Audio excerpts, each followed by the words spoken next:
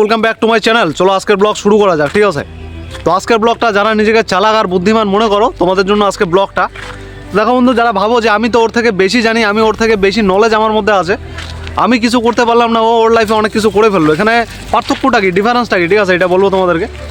দেখো, বুদ্ধিমান মানুষ ভয় পায় তারা ভুল করতে, ঠিক আছে? বুদ্ধিমান মানুষ ভয় পায় তারা একটা কোনো কাজ ভুল করতে, যে কোনো কাজ যদি আমি ভুল করে ফেলি, মানুষ যদি আমাকে গালি দেয়, অন্য উল্টাপাল্টা কিছু বলে, হ্যাঁ, এই কারণে তারা জীবনে কিছু করতে পারে না।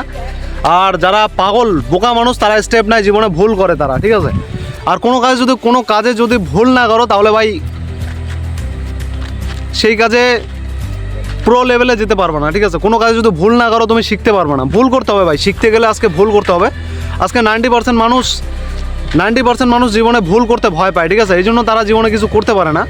আর কোনো কাজে যদি ভুল না করো তাহলে সেই কাজটা তুমি প্রপারলিভাবে মানে প্রো লেভেলে তুমি করতে পারবে না, ঠিক আছে? এটা হচ্ছে ডিফারেন্স।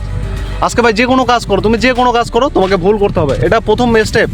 ফেলিয়ার জাস্ট প্রথম স্টেপ, মানে সাকসেসের প্রথম স্টেপ হচ্ছে ফেলিয়ার। ফেল তোমাকে হতে হবে, ব্যর্থ তোমাকে হতে হবে, ঠিক আছে? এটাই বলবো। যারা ব্যর্থ হতে ভয় পায় তারা জীবনে কিছু করতে পারে না। আর বুদ্ধিমান মানুষরা ব্যর্থ হতে ভয় পায়, তারা ভুল করতে ভয় পায়, এই জন্য তারা পিছিয়ে থাকে, তারা নিজের লাইফে কিছু করতে পারে না। এটা একটা অভিশাপের মতো, ঠিক আছে? অভিশাপের মতো। জাস্ট যারা বেশি চালাক, যারা বেশি বুদ্ধিমান, তাদের মধ্যে এই জিনিসটা থাকে, তারা ভয় পায় ভুল করতে। চলো দেখা হচ্ছে পরের ব্লগে। সবাই ভালো থাকবেন, সুস্থ থাকবেন।